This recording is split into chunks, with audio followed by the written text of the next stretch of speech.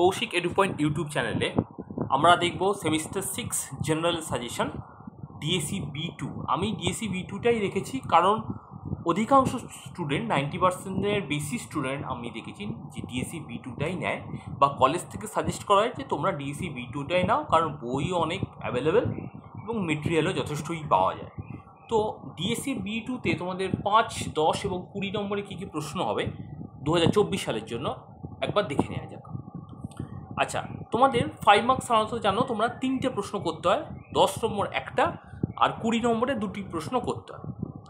এই ডিএসসি বি2তে তোমাদের আছে some aspect of modern Europe 15th century to 18th century, অর্থাৎ আধুনিক ইউরোপের 1500 শতক থেকে অষ্টাদশ শতকের একাধিক ঘটনার প্রবাহ। এবার আমি প্রথমেই 5 মার্কসের প্রশ্নের দিকে চলে আসি।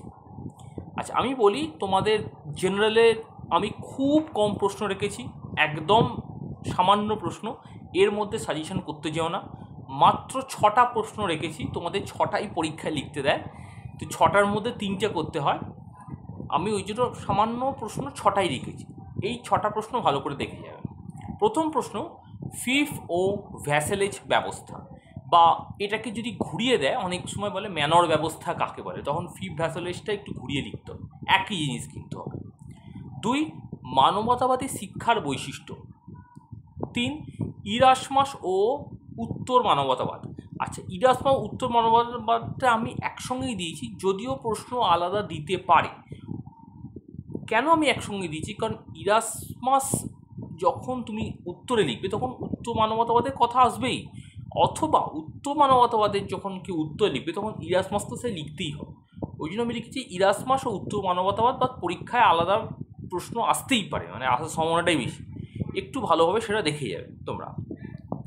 পরের প্রশ্ন, বাণিজ্য বিপ্লবের কারণ।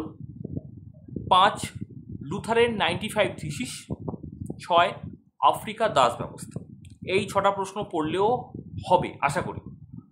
এবার আমি 10 মার্কসের দিকে যাব। এখানেও আমি খুব কম প্রশ্ন রেখেছি, মাত্র 3টে প্রশ্ন রেখেছি, তোমাদের 2টো থাকে তার মধ্যে একটা লিখতে হয়। প্রথমে বলছি ইউরোপের সামন্ততন্ত্রের পতন ও যুব সন্ধিক্ষণের বিতর্ক।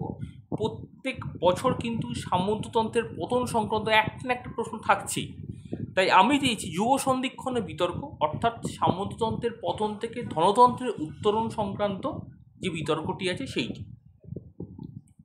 নেক্সট প্রশ্ন, ইউরোপের শিল্প স্থাপত্যের উপর রেনেসাঁ মানবতাবাদের প্রভাব। 3, ষোড়শ শতকে অর্থনৈতিক কেন্দ্র ভূমধ্যসাগর থেকে কেন আটলান্টিকে সরে যায়, যেটা বলা হয় যে স্পেন পর্তুগাল উপকূলের ব্যবসা বাণিজ্য থেকে কেন্দ্র সরে গিয়ে আমেরিকার দিকে ব্যাপারটা পুরো শিফট হয়, সেটার কারণ কী ছিল। নেক্সট আমরা 20 মার্কসের দিকে যাই। আমি এখানেও ইচ্ছা করি কম প্রশ্ন রেখেছি, তোমাদের এই প্রশ্নগুলো পড়লে আশা করি কমন পেয়ে যাবেই, একদম শিওর। প্রথম প্রশ্ন, ইউরোপের মূল্য বিপ্লবের কারণ ও ফলাফল। আচ্ছা, এই প্রশ্ন থেকে এই মূল্য বিপ্লবের কারণ বা মূল্য বিপ্লব সংক্রান্ত শর্ট নোট অ্যাজ এ 5 মার্কসেরও দিতেই পারে। যখন মূল্য বিপ্লব বড় করে পড়ছো তখনই কিন্তু সেখান থেকে 5 মার্কস একদম চোখ বুঝে লেখা যায়, সুতরাং ওটা 5 মার্কসে আলাদা করে তোমাদের পড়তে হবে না। 2, বিজ্ঞান বিপ্লব বলতে কী বোঝো, বিজ্ঞান বিপ্লবের প্রভাব। এই বিজ্ঞান বিপ্লব বলতে কী বোঝো এটাও কিন্তু 5 মার্কস দিতে পারে।